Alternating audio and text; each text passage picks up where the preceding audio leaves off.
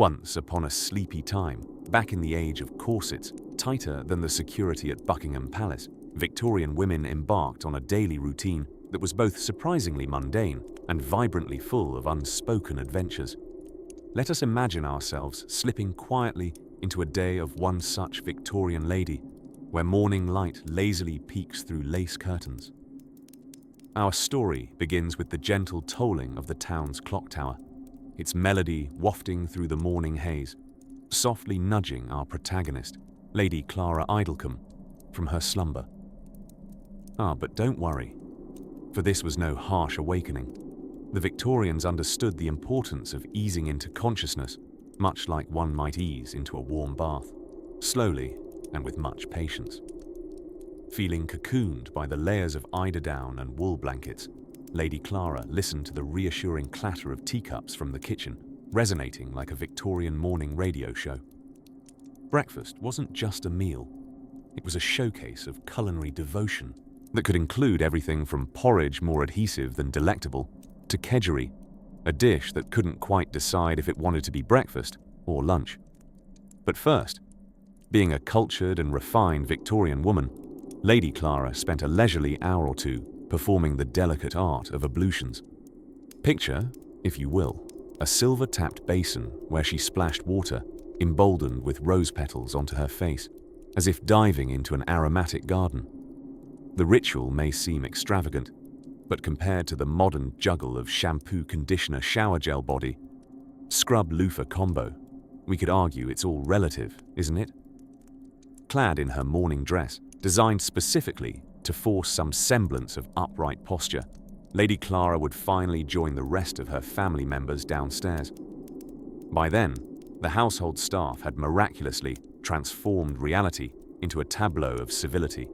Fresh linen on the dining table, butter churned to perfection, and a newspaper folded in a way that somehow resembled origami. Now, a Victorian breakfast, especially in a well-to-do household, was only complete with an obligatory reading of the morning newspaper, the place of opinion columns buzzing with debates over the Industrial Revolution, politics, and perhaps an advertisement for the latest miracle tonic, claiming to cure ailments such as dizziness, melancholy, and quite possibly an overabundance of skepticism. Finished with the ritual of breakfast, Lady Clara would turn her attention to the day's duties, not to be mistaken for work as we understand today. In her ornate diary lay a schedule as serious as the Queen's Guard, but infinitely more whimsical. The day might include writing letters to distant relatives expressing just how splendid the weather has become, sewing projects that tested patience alongside new eyewear prescriptions, and perhaps a venture into the more artistic endeavors, such as mastering Chopin on the confidant pianoforte in the drawing room. But before too long, it was time for the midday promenade. Victorian promenades were less about exercise and more akin to Victorian-era Instagram, a chance to be seen in one's latest finery while gracefully swanning past acquaintances and avoiding the unfortunate necessity of exchanging pleasantries with lady someone or other from somewhere or another whose latest scandal involving escaped pheasants had surely reached the ears of all within a 50-mile radius. As the garden paths and cobblestone streets slowly become enveloped in afternoon light, our daydream edges towards the hour of afternoon tea. The clinking of a silver teapot and the rustling of tiered cake, stands filled with delicate confections, victories of butter and sugar encased in layers of pastry, marked this sacred interlude of the day. Oh, delightful listener, if by now your eyes are feeling heavy and the rhythm of Lady Clara's day has lulled you into restful reprieve, remember to drift softly into dreams. If these stories help you drift off, please subscribe to the channel. It would mean the world to me. And before you fully fade into dreamland, I would love to know where you're listening from and what time it is there. As Lady Clara winds through the hours of her afternoon, a new acoustic tableau beckons, a world of cozy parlors, embroidered slippers, and the enduring question of what tomorrow may bring. Awake, if only briefly, in the velvet cocoon of time, we find ourselves sauntering through another day in the bustling heart of the 19th century. Here, society teetered delicately, much like a bemused tightrope walker wearing a corset that was just a touch too snug.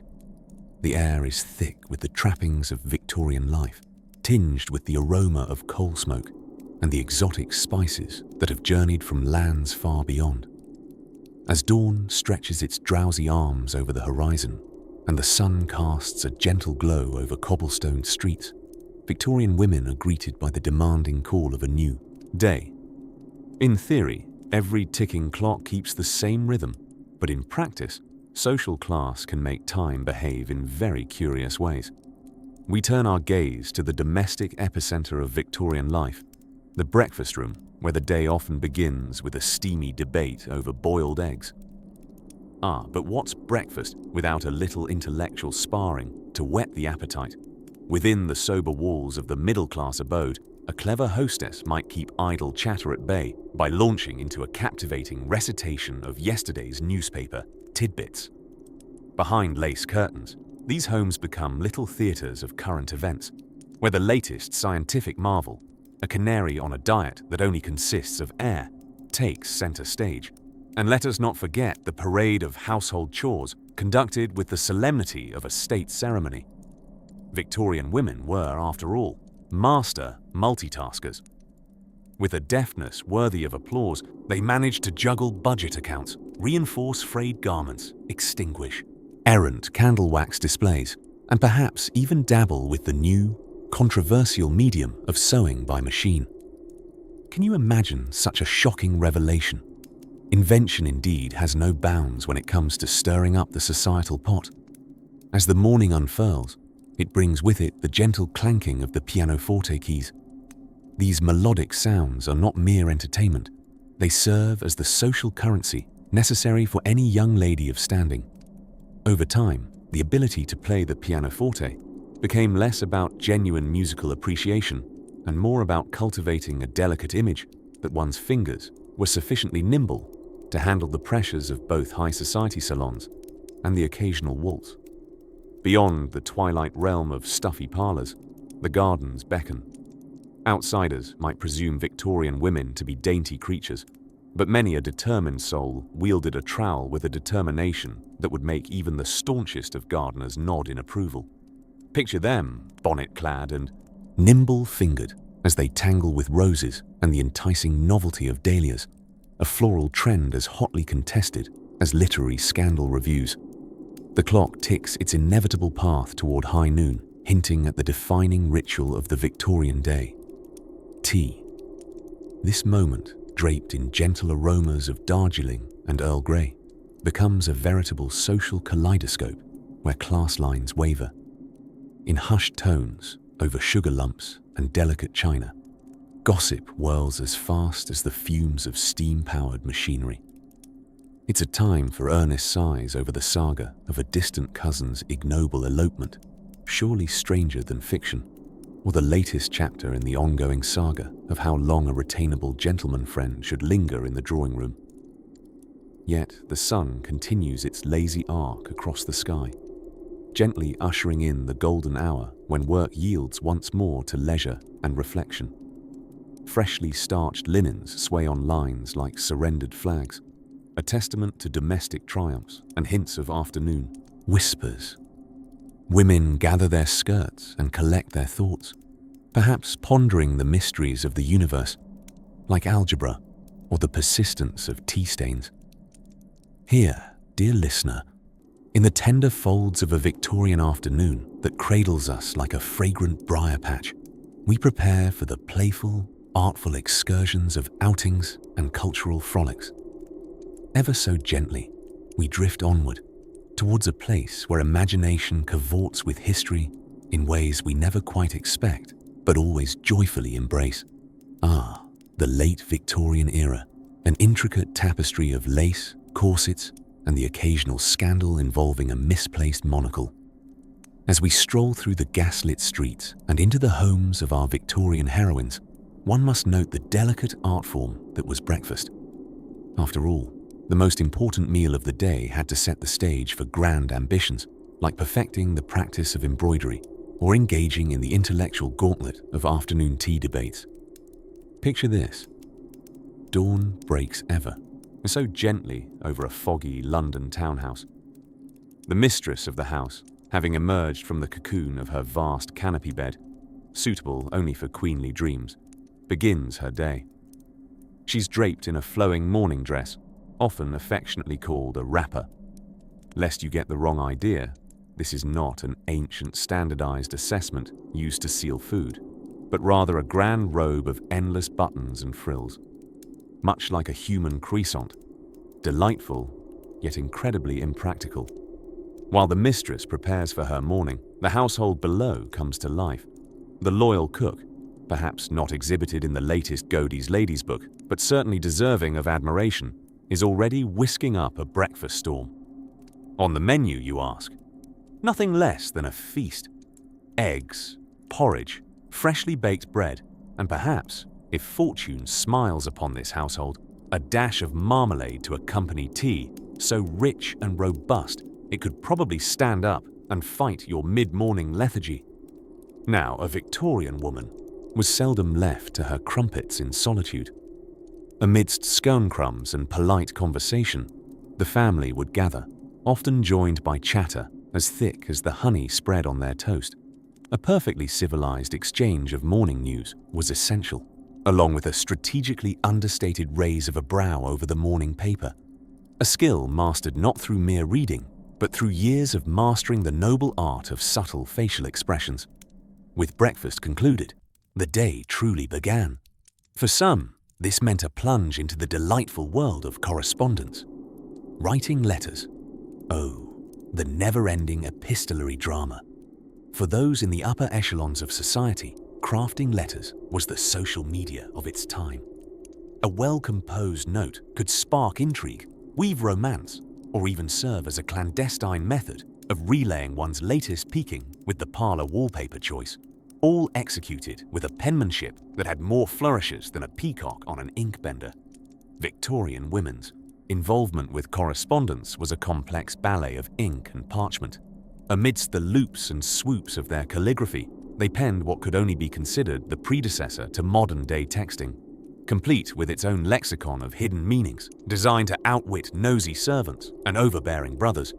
A single letter had the power to ignite scandals or forge delightful connections, if sent to the wrong recipient. Heaven forbid. Once the letters were sealed with wax as elaborate as today's security codes, it was time for a spot of light reading. Whether thumbing through Dickens or navigating the social labyrinth of Trollope, books were both entertainment and educational pursuits, although some novels a little too diverting required concealing within the mild covers of approvable literature, ever mindful of potential prying eyes, eager to pass judgment. As the hours slipped gently toward noon, a Victorian woman's morning remained an enchanting dance of rituals each, a step executed with elegance and a touch of whimsy. But as the clock's hands waltzed forward, the day unfolded further adventures as yet unmentioned, perhaps involving the subtle politics of visiting calls, the acoustic charm of piano practice, or even a rendezvous with the surprisingly competitive world of crochet. To be continued, as always, in the hushed corridors of history where Victorian women pirouette between societal expectations and the whims of their own desires. Drift gently now, as time drowsily meanders toward the next part of our tale. Ah, the bustling world of Victorian England, where women floated through life like ethereal creatures wrapped in crinoline and lace. Or so the myth would have us believe. In reality, the traditional Victorian lady's daily schedule was more akin to a meticulous choreography of societal expectations, doilies, and the ever-important afternoon tea. So tuck yourself into a blanket of velvety words as we tiptoe into the comforting routines of a bygone era. Let us begin with the morning routine as the sun peeks through lace curtains, bathing the room in a soft, forgiving glow. Victorian women, much like today's caffeine enthusiasts, believe that the way you begin your day sets the tone for everything that follows. After awakening from dreams possibly filled with romantic encounters involving Mr. Darcy lookalikes, they'd start the day with a gentle breakfast, often including delicate slices of bread, soft butter, and a modest serving of eggs. Not quite the rousing aroma of bacon and pancakes we might wish for, but enough to start their engines for today's epic drama that began on the fashion front. Climbing out of bed was no simple feat. It involved the aforementioned crinoline, corsetry, and numerous layers of skirts, each more necessary than that extra pair of socks you pack for a holiday, just in case. Dressing was both a physical and spiritual exercise, a daily meditation on the art of modesty with a side of mild suffocation. Standing absolutely still while various garments were laced, tied and buttoned over her frame, a Victorian woman certainly had ample time to ponder the lighter things in life, such as societal constraints, and how lacing up a corset perfectly prepared one's lungs for elegantly gasping at scandalous gossip later in the afternoon. With the morning sartorial battle completed, the well-dressed Victorian woman often embraced her domestic duties with the fervor of a general preparing for a floral campaign, ensuring the household was operating like a well-oiled machine. That is, a well-oiled machine with a tendency towards spontaneous combustion was no small feat. Supervision was key. Managing servants, overseeing the menu, attending to the home decor, and engaging in dutiful letter writing. This was their version of Inbox Zero, a paper palooza of polite correspondences dipped in ink and sealed with wax. Housewives penned notes with flows of cursive that rivaled the Thames itself, endless yet refined, emphatic yet delicate. A misplaced comma could throw the upper echelons of propriety into chaos. As the day meandered towards noon, it was a time for social engagements and polite society events that would make any introvert shudder. Gentle strolls or the occasional shopping excursion were the order of the day, the perfect opportunities to practice the art of bumping into acquaintances, which included not just neighbors but, more importantly, their most disapproving aunts. Damaging gossip was an indisputable fuel of choice for many, offered in whispers sweeter than the sugar lumpets in their afternoon teas. Afternoons were sacred ground for tea time, the social matrix upon which the world of a Victorian lady spun. This daily ritual was more than a simple beverage break. It was a heartening pause to recharge one's wits, trade veiled criticisms, and plot subtle societal coups. The quintessential cuppa was a requisite for surviving the drawn-out conversations that flowed alongside it, like setting an intellectual ship to sail amidst a sea of cucumber sandwiches and scones. Each tea party was a chance to bond over the shared burdens of decorum, respectability, and the thrilling scandal of Lady So-and-so's apparent indiscretion. As we float further into this wistful Victorian reverie, let us leave this chapter of daily duties and delightful dramas behind with one last sip of imaginary Earl Grey in hand. Ahead of us lies the afternoon's winding passage into evening, where domesticity meets elegance, and the winds of change rustle the pages of history. So, gentle listeners, let your eyelids grow heavy as the gentle tinkle of a distant pianoforte plays you into the next chapter of this dreamy historical journey. As sunlight tickled the lace curtains of Victorian parlours, one might assume that women of the era were primarily poised with a delicate teacup in one hand and a needlepoint in the other. However, a more accurate depiction teeters on the brink of absurd and endearingly mundane, for what many people might not realise is that a typical Victorian Woman's Day was delightfully peppered with nuances that would rival any modern sitcom. The morning commenced, not with an alarm clock, but often with the gentle crow of a rooster or the less gentle insistence of a family in urgent need of breakfast. Victorian women, ever the multitaskers, mastered the art of preparing meals that included such hearty delicacies as mutton chops and porridge. Yes, the early risers among them donned aprons and took to the kitchen, a place that served as an arena for culinary acrobatics, where attempts to balance tastes were coupled with an occasional battle against an obstinately smoky fireplace. Once breakfast had been orchestrated and eaten, more than often consumed with discussions on the latest penny dreadful or a neighbour's baffling new hat, the next theatre of action called the genteel art of going into town. This indeed was an adventure worthy of a great novel. Armed with reticule, a charming little handbag, parasol, and a sharply honed sense of etiquette, Victorian women navigated the bustling streets, their petticoats swishing like the sails of a determined galleon.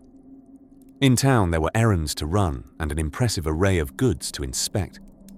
This was before Amazon Prime, mind you, when window shopping was an actual window activity and purchases were carefully calculated affairs. It was also a time for socializing, where gossip served as the currency of conversation, exchanged alongside looks of intrigue over the day's bonnets. One might pause ever so dramatically in the chemist's for a newfangled face cream, guaranteed to keep all signs of age at bay, an eternal challenge that seems to have faced women timelessly. With an afternoon brimming with social calls, these ladies took to their drawing rooms, balancing composure and curiosity as they hosted friends. Tea was poured with precision and measured splendor. It wasn't just a beverage, it was an event. Concurrently, conversations danced around the riveting daily lives of everyone within a 10-mile radius as an overture of clinking porcelain and the soft thud of sugar cubes hitting 24-carat gold-rimmed cups set the scene. As the quintessential social glue, these gatherings were both the entertaining highlight and the melodious hum of the day's routine. Then, it was time for correspondence. The letters. Quill pens scratched eloquently across heavy paper as Victorian women penned thoughts both philosophical and whimsical without the luxury of autocorrect. Imagine the patience required to communicate exclusively through ink and parchment, layers of salutation cradling each precious word as they spilled onto pages during this tactile symphony of friendship, love, and sometimes mild complaint.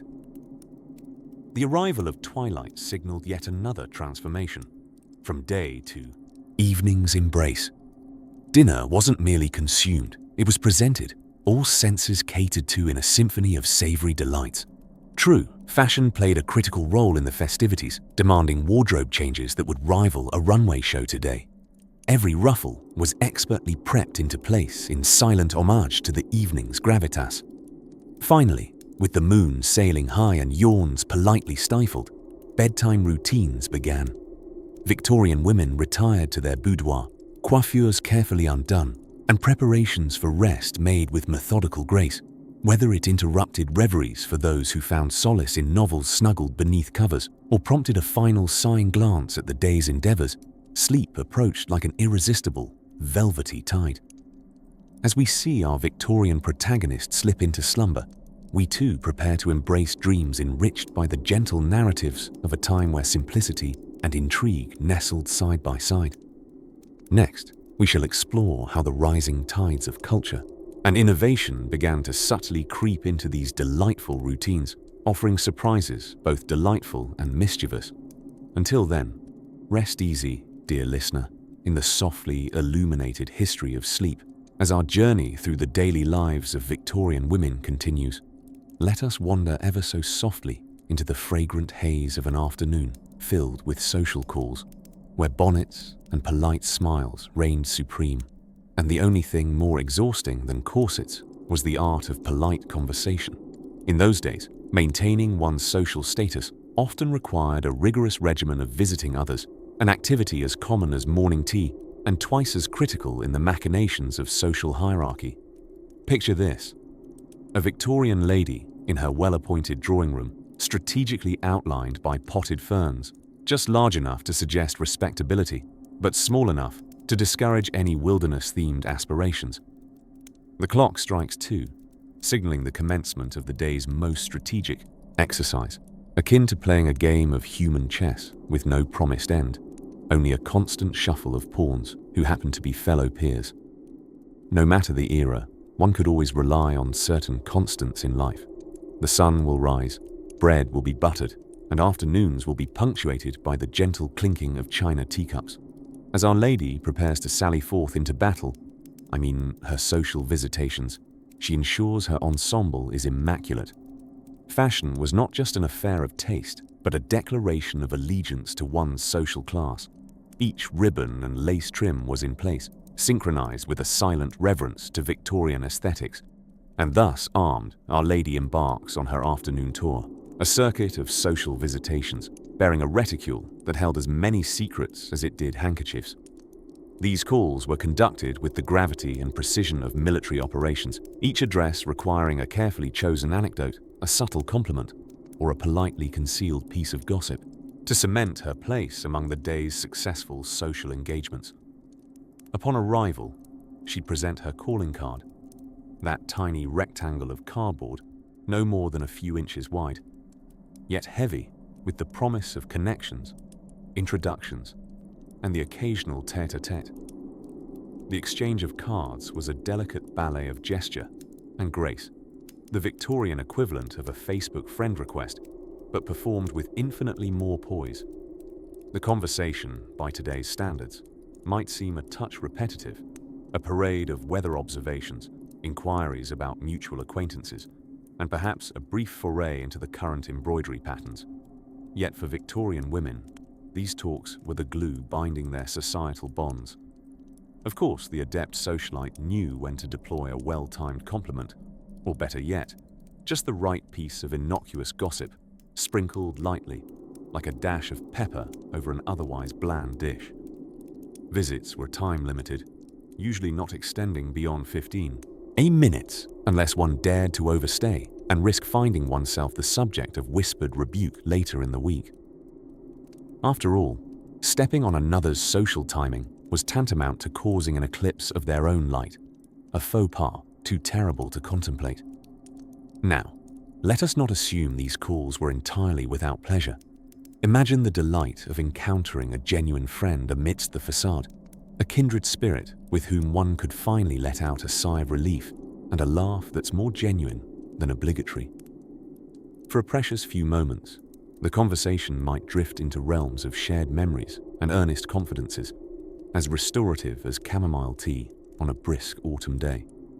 As the afternoon sun begins to dip towards the horizon, casting golden hues across cobblestones and garden paths, our Victorian lady returns home, the day's social gauntlet complete. Her mind, although weary from the intricate dances of propriety and politeness, quietly reflects on the successes of her visits, the alliances renewed, the rumors elegantly quashed, the invitations subtly maneuvered. And so, as the twilight wraps its gentle arms around the bustling city, she prepares for the next chapter of her day, the private evening hours, a sanctuary where contrived smiles fade into genuine relaxation, and perhaps, just perhaps, a volume of poetry beckons from the bedside, whispering promises of escape into another world of rhymes and reveries. And with that gentle thought, we drift ever closer to the quietude of evening, where both history and dreams await in equal measure, ready to weave their tales as the candlelight flickers on.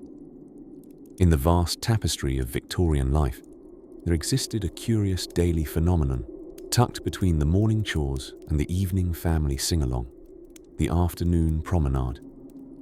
Let's take a gentle stroll ourselves, down cobblestone paths lined with linden trees, where the bustle of the Victorian streets mingled demurely with the soft lace of all parasols. Picture the scene. Neatly paved streets bustling with all sorts of contraptions, including the occasional elaborate hat on the heads of ladies who seemingly attempted to defy gravity and modesty all at once. Women, freed from morning domesticities, exchanged aprons for gloves and bonnets, becoming visionaries of grace and decorum, or at least they fancied themselves as such. The promenade was no mere idle saunter, but a strategic social sleuthing expedition. Amongst the whispers of the latest Shakespearean play replicated far too often for comfort, Victorian women used these outings to master the art of the social chess game. Every angled gesture was a move, every subtle eye roll a counterattack. These daily rites were like social media, but without the unreliable Wi-Fi of today. Women kept their eyes peeled, not for Wi-Fi signals, of course, but for the fashionable rise and fall of society's darlings. Who was wearing the latest from Paris? Who was last seen at the Duchess's famed yet predictably underwhelming soiree? Gossip, it seemed, needed merely time to brew and a good outing to stew. In and out of boutiques, ladies floated like pastel-colored clouds, each fabric inspected with an artistry that many a cloud would envy. Inside these cavernous spaces of fashion and velvet couches, the air was filled with chatter as corsets strained under the weight of both florals and friendship. Here, critiques and compliments mixed like the finest of herbal teas, which, I might add, required neither sugar nor spice to sweeten the loads of very proper, genteel spiciness. But let's not overlook the palpable presence of the not-so-silent observers of the promenade, a cluster of men, tied by the bonds of bow ties and monocles, strategically placed by cigar or cravat shops. In true Victorian irony, these gentlemen often believed themselves to be surveying the affairs of women, when truthfully, they were simply part of another theatre altogether. Their own fantasies of grandeur Pied Piper out by a passing gentlewoman's flounce. Yet the promenade wasn't entirely frivolous. Oh no. Beyond the laced gloves lay the subtle sinews of social necessity. It was during these promenades that young ladies touted their accomplishments like fine porcelain, delicate yet expected to withstand many a fall. A subtle nudge from a chaperone and the opportunity for a mere acquaintance to become a suitor materialized. For a lady, acquiring a husband was much like acquiring an accessory, vital for completing the ensemble of life's grand occasion, the family tree. Historians might suggest these promenades underscored strict codes of decorum, but upon closer examination, one might say that they offered an alluring glimpse of whisper-led rebellions and alliances. Each crafted hat and silk handkerchief was more than an adornment. It was a motif of soft, insistently murmured resistance against the formality and the stoic pillars of Victorian society. The twilight transformed the world into a theatre of silhouettes. Ladies nestled back at home, shedding stories of their afternoon like so many petals from spent blooms. The grand promenade, with its ceaseless stride and whispers, would lie dormant till another day, but its essence lingered, a quiet revolution cloaked in propriety, the perfect motif for a dreamscape untold in diaries. Let's settle into the comforting folds of our blankets, with warmth in our hearts for today's dance through history's conservatory, ever ready to continue our uncovering of Victorian escapades at another whispered moment. Imagine yourself drifting through the bustling haze of a quaint, cobblestone-laden Victorian street. The air carries the light scent of horse-drawn carriages mingling with the more ambitious attempts at perfume by Victorian apothecaries. On this particular day, amidst the swirling layers of shawls and poetically excessive skirts, we follow the daily routine of an unsung heroine of the Victorian era, the afternoon tea maven. You see, the Victorian woman wasn't merely a creature of duty and decorum, but also a skilled architect of the social labyrinth. And at the center of this labyrinth was the illustrious tradition of afternoon tea. Our heroine, let's whimsically name her Lady Arabella Featherington, had a morning slightly less glamorous than a Downton Abbey breakfast scene, but more animated than a pot of Yorkshire pudding. Having seen to the breakfast affairs that bordered more on a circus of digestible prowess than a meal, where bacon and a few regrettable scones stood center stage, Lady Arabella turned her attention to the crown jewel of her day. In the tranquil hours when the sun kissed the edge of afternoon, Lady Arabella would miraculously appear in her sunlit parlor, draped in an elegant gown that was perhaps the fourth costume change of the day. This was a time of crucial significance. Tea wasn't just a drink. It was a ceremony that celebrated the elegant and often nonsensical art of conversation.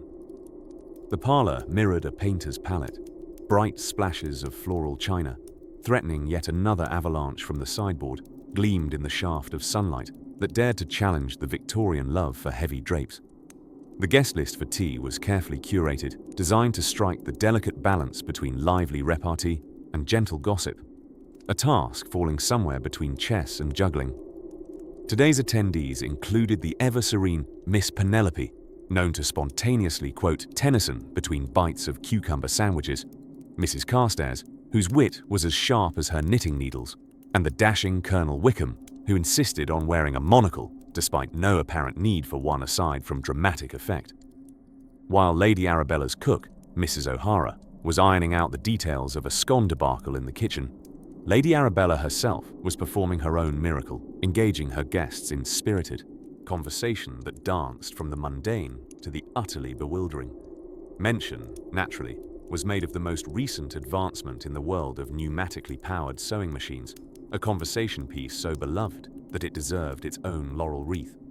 And, with no small delight, they relished tales of the eccentric Lady Montague, notorious for attending the theatre with a pet monkey, preferably at whoever's expense her husband would allow. As feather-light laughter harmonized with the clink of teacups, Lady Arabella orchestrated the conversation with a subtle grace akin to navigating a sailboat through a particularly scenic pond in Hyde Park. The topics converged, diverged, and inevitably landed upon the societal enigma du jour, the latest in corset tension technology. This riveting debate ended in friendly disagreement, suggesting perhaps another session over tea was needed to reach proper consensus. And as the latest gossip wafted through the room like the aroma of the Earl Grey itself, Lady Arabella knew she wielded the true marvel of the Victorian age, not the steam engine or the telegraph, rather, the ability to draw people together in blissful communions over porcelain cups. Here, in light-hearted company, was the quiet heart of society's grand mechanism. As the last drop of tea was reverently consumed and the sun tipped towards evening, signaling the forthcoming celebration of dinner, Lady Arabella saw her guests out. With farewells wrapped in warmth and reminiscences brewed to perfection, she stood quietly at the doorway, clutching her shawl against the early whispers of twilight. Turning back into the serene embrace of her home, a soft contentment settled around Lady Arabella, like the familiar weight of a beloved quilt. In the stillness, she knew tomorrow would hold another chance to master the delicate art of the Victorian woman's day. In the rich twilight, she prepared the household for the evening's elegant endeavors, leaving behind a day well lived, with traces of spent laughter echoing amidst the fragrant air of her snug parlor sanctuary. Quietly, she nestled into the evening as the night began its whispering descent, gently beckoning towards another day of delightful Victorian intricacies. Ah, the Victorian era, a time when everything, from the architecture to the societal norms, seemed to wear a corset. This was particularly true for Victorian women, whose daily lives were wrapped in layers of protocol as tightly as their dresses. As the sun spread its golden glow over the cobblestone streets, let's sneak into the day of Margaret Wimbley Hampton, a typical upper-middle-class Victorian woman, to unveil this tapestry woven with delicate duties and surprising diversions. Margaret begins her day in a room that might be described as an overstuffed cake, plump with pillows and adorned with so many lace curtains that they were probably considered relatives. As the morning light filtered through embroidered draperies, she awoke with a motivation known only to those who must appear to have nothing pressing to do. Before breakfast, there was the morning ritual, the consultation with her ever-loyal lady's maid Emily over the day's attire. This daily decision could confound even the most astute time management experts. After all, which is it to be today? The sage green day dress with overly enthusiastic ruffles or the lavender morning gown, complete with a modesty-betraying neckline? Once her fashion destiny had been decided, it was time to brave the day, or rather, the salon. Each morning, fortified by tea strong enough to unionize, Margaret and her fellow society mavens would gather to engage in the highbrow activity of relentless gossip. Indeed, tea and tete-a-tetes were more potent bracers than any dull breakfast. Discussions ranged from neighborly grievances, akin to Cold War dramatics, to fiercely competitive accounts of crochet. "Did you hear? Lady Montague finished an entire antimacassar last evening," they'd whisper, clutching their pearl necklaces as though in fear of spontaneous combustion. These conversations were peppered with "bless her hearts," and as one does, masking any edge of disapproval. As the caffeine began to take firm hold, Margaret would blissfully lose herself in the orchestration of this social sonata before finally excusing herself to engage in some compulsory virtue, charity work. Her charitable endeavors, unfortunately, often required more creativity than her crochet, as real problems seldom found neat solutions in wool and embroidery hoops. But the Victorian woman was nothing if not resilient. Besides, what better way to spend an hour than pretending to organize yet another fundraising bazaar for satin grave blankets? Afternoon afforded Margaret the chance to indulge in a bit of self-education. Pièce de résistance, the novel. Or rather, as she might say in a demure whisper to her confidant, a dip into the world of fiction. Books. Very suspect things, filled with ideas. Margaret's tastes veered suspiciously towards Lady Whistledown-esque tales of intrigue, a bold nod to living vicariously, where any genuine scandal could upend her pleasantly predictable days. Of course, no Victorian narrative would be complete without an ode to a household's operation, a machine driving on its own erratically charming rhythm. Here, Margaret played conductor, orchestrating drama between the cook and the butler with the skill of a theatre impresario. After dispensing with such domestic chronicles, Margaret frequently resorted to her afternoon constitutional, perhaps a leisurely stroll through primrose paths to maintain her faint, yet oh so palpitating heart. As the sun began its graceful descent beyond the chimney tops, the house would come alive with the veritable opus of dinner preparation. While the men debated politics over port, Margaret and her circle refined the strategic art of gentleman flattery across clattering silverware and creamy puddings. Political discourse, it turns out, was far less hazardous to one's peace of mind if discussed in vague insinuations and flirtatious sighs. As the clock struck bedtime, Margaret retreated to her chamber, exhausted by the day's mild amusements. The day ended in the same ceremonial undertaking it began, with Emily standing by, ready to unravel the day's ensemble, while Margaret drifted into reveries of commonplace splendor. Sleep was the order of the night, a time for dreams both daring and mundane in equal measure. And with that, maybe there's a quaint amusement in the skies tomorrow, as our journey through the intricacies and whims of Victorian womanhood unwinds further. As the gentle breeze swept through the lace curtains of an average Victorian parlour, the delicate chime of teacups clinking against saucers was almost a national pastime. Picture our protagonist, Miss Edith Witherspoon, ever so elegantly seated in her high-backed chair as she pondered the great mysteries of the universe, or at least the mysteries enclosed within her mother's latest letter from the country.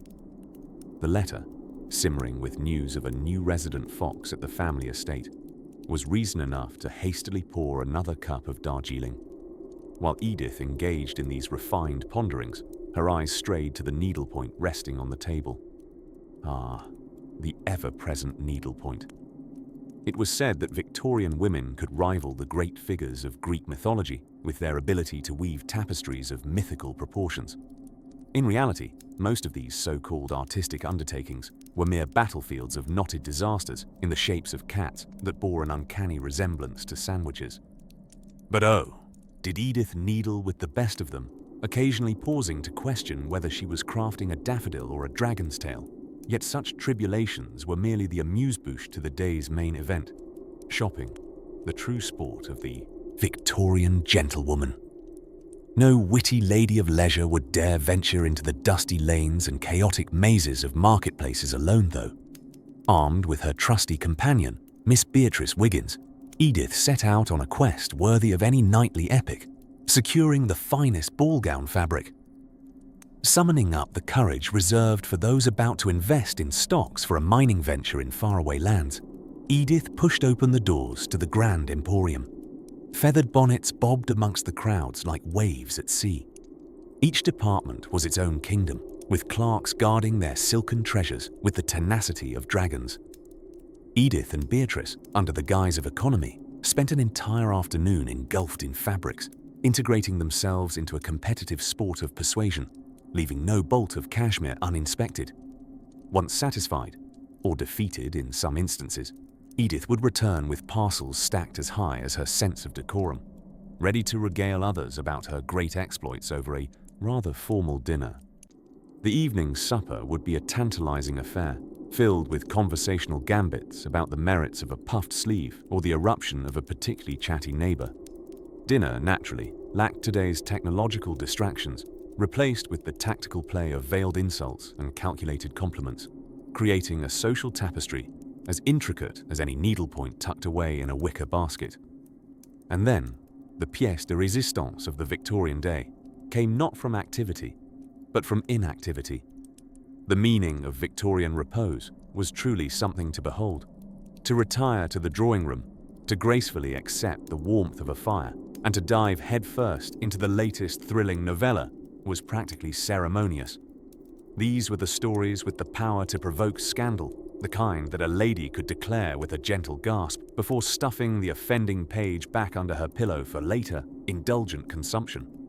As Edith closed her book and let her eyelids droop amidst flickering candlelight, the soft tones of a grandfather clock marked the close of yet another Van Gogh-worthy day, painted not with oils, but with the delicate hues of everyday life. And just as twilight performs its tender choreography across the sleepy London rooftops, Miss Witherspoon drifts seamlessly into her dreams, realms filled with tea, tapestries, and perhaps a rather flamboyantly dressed fox from her mother's stories. Having descended into the soft grip of slumber, Edith's adventures for the day are merely a prelude in the greater symphony of Victorian existence, each note a gentle caress upon the senses, so soft it might just carry one into the next chapter of dreams yet to unfold.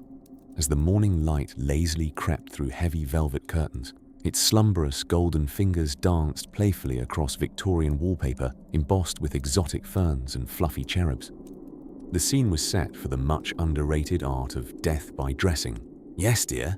Listener, it might surprise you, but Victorian women faced a daily battle with fashion, akin to a Herculean task dressed up in silk and whalebone. The first order of the day was negotiating the labyrinthine underpinnings of a Victorian ensemble. Picture the foundational layer, a chemise floating around like a ghostly whisper. Modest, simple, and bearing the brunt of perspiration-related grievances, this humble garment crooned a lullaby of cleanliness as its sole ambition. Next came the corset, because why not start the day with a bit of medieval torture? Modern loungewear enthusiasts might clutch their fleece blankies at this thought, but Victorian women were formidable opponents. Corsets were laced up to create the much-desired hourglass figure, while simultaneously squeezing the wearer into a semblance of a very fancy tube of toothpaste. Breathe in, breathe out. Whoops. Just breathe in, actually. Who needs an unrestricted diaphragm?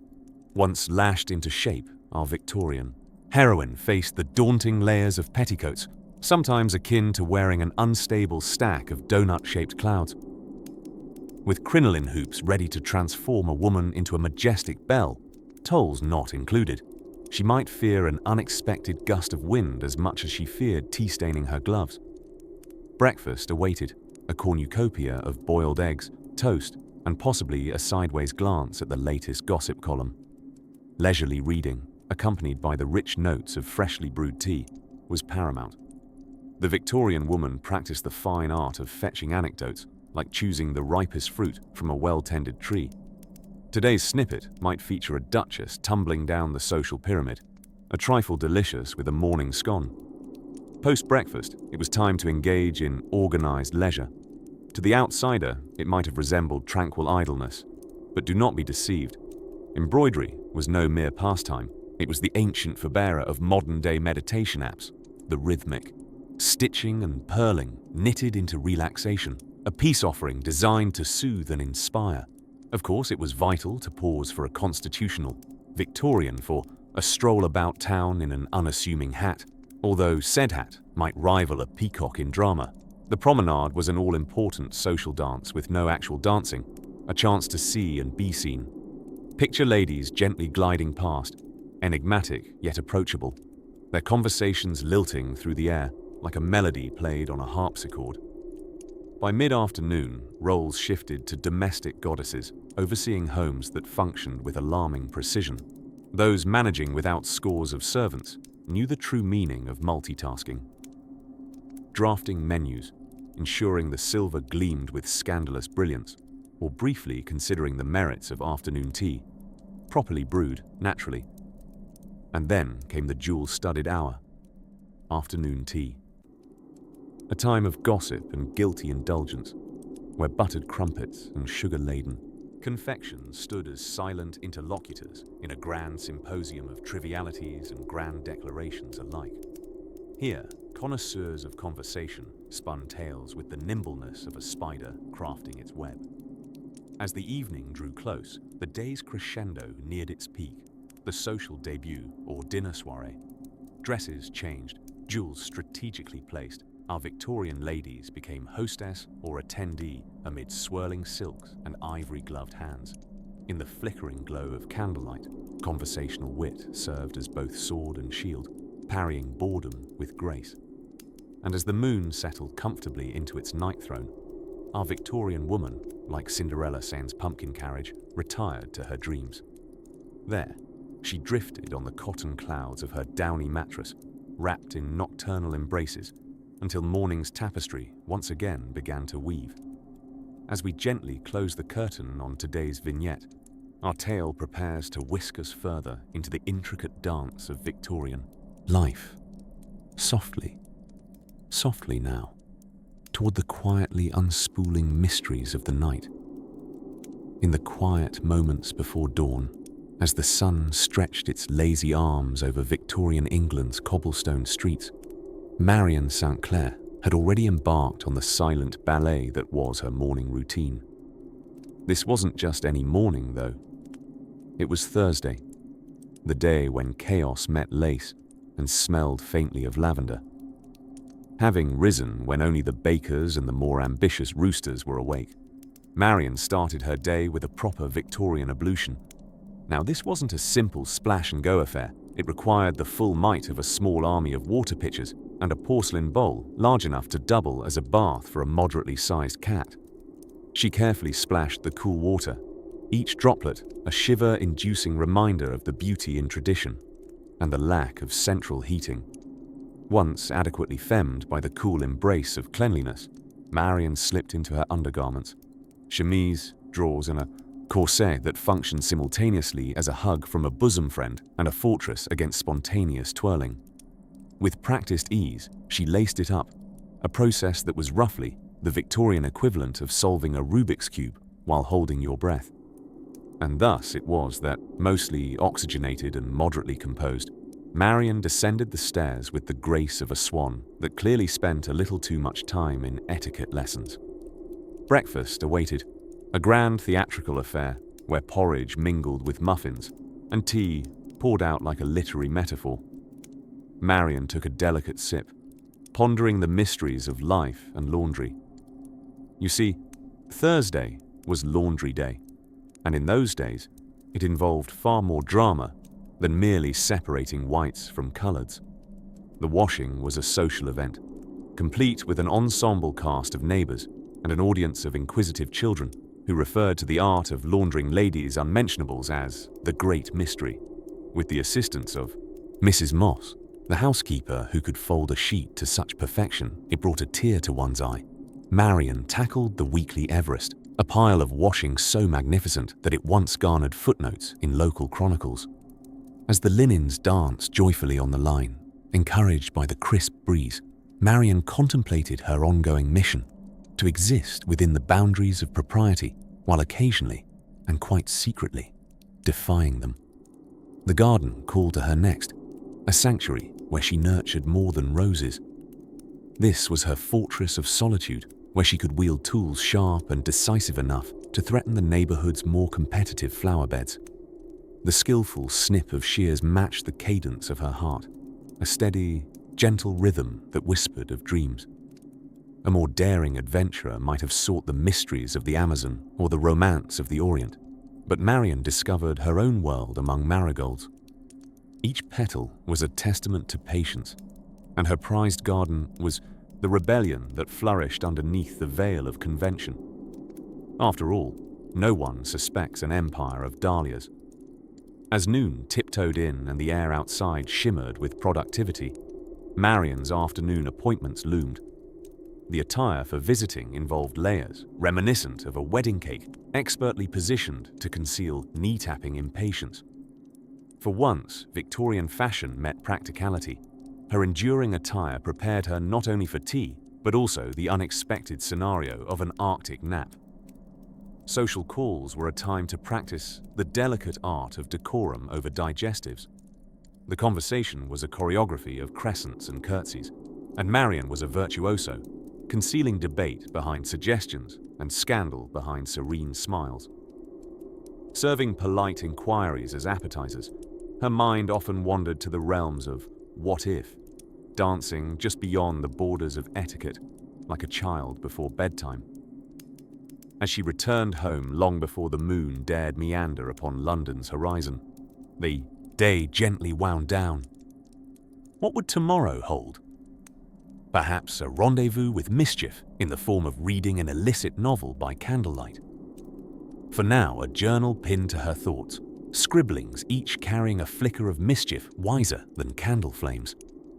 And as our Victorian heroine settled into the embrace of her nocturnal cocoon, the whispering zephyrs of dusk promised another day filled with secret adventures and ever so proper defiance. Time to drift into the dreams of Chapter 13, where whispered secrets of society's facades will soon whisk you away into another realm of gentle absurdities. As the Victorian sun carefully tiptoed past lace curtains, illuminating the dust motes that danced lazily in the air, a typical young lady emerged from the comforting cocoon of sleep. Contrary to popular belief, she had not been dreaming of corsets and courtships, but rather pondering a bold idea to revamp the menu for this evening's enigmatic turtle soup. Such daring culinary adventures were par for the course in her daily life, a secret seldom shared in history books until now, as we delve deeper into the whimsical world of Victorian women's daily rituals. Breakfast was not merely a meal, it was an understated declaration of one's social savvy. Our industrious Victorian heroine might have sat primly at the breakfast table, feigning interest in her brother's latest agony column published in the Morning Post, while secretly trapping an escaped prune beneath her dainty silver spoon. The real sport was deciphering the artful language of matrimonial advertisements, a pastime that was infinitely more invigorating than playing checkers, yet took a similar amount of strategy. Once satiated with tea and toast, the Victorian day drifted into its next choreographed act, the ritualistic dressing ceremony. Readers, please imagine the tremendous patience required to be laced into a corset each morning. It was less an act of maintaining decorum, more a feat of architectural engineering that would leave the greatest Victorian bridges quaking in their cobbled boots. Maintaining a prim silhouette was a serious business, all while not forgetting to breathe, or at least to remember what breathing felt like. Afterwards, armed with a tapestry bag of embroidery essentials, a Victorian lady might indulge her creativity in a quiet room overlooking a perfectly manicured garden.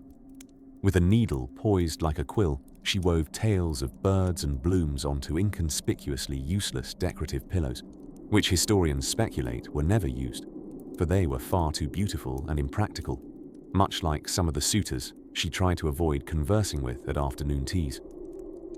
Those teas.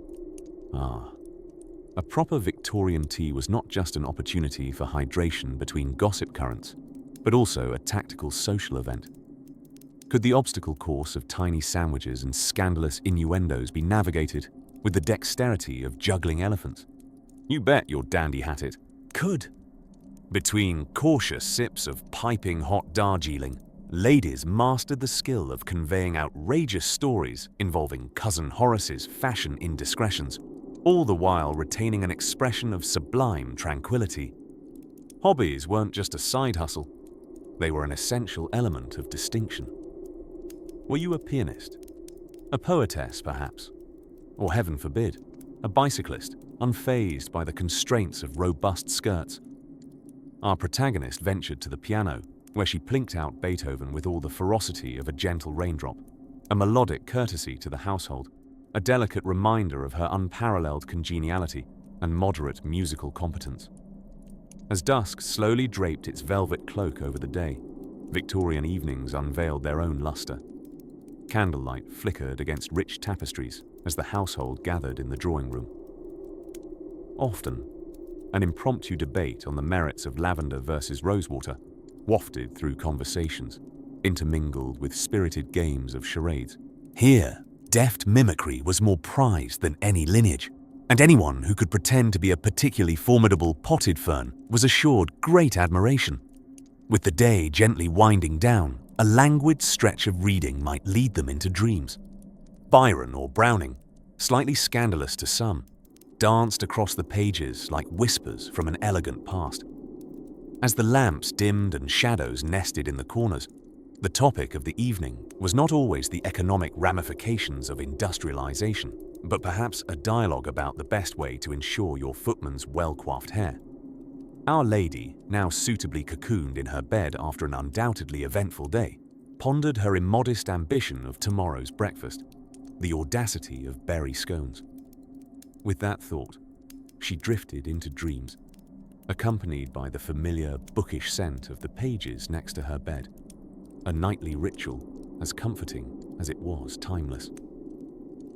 And so, the evening wrapped her in its gentle embrace, preparing to unfold. Yet another day woven with the curious threads of the Victorian tapestry. As the sun sluggishly made its way to a rather fashionable exit below the horizon, the Victorian evening routine was just beginning to unfold. If you were a middle-class Victorian lady, you were now wrapping up the day's formalities and preparing for the night's extravagantly mundane activities. Picture this with me. Remove your corset, well, you've likely got help on that front, and take a deep, thankful breath, feeling more relaxed than a carrot in a cucumber sandwich.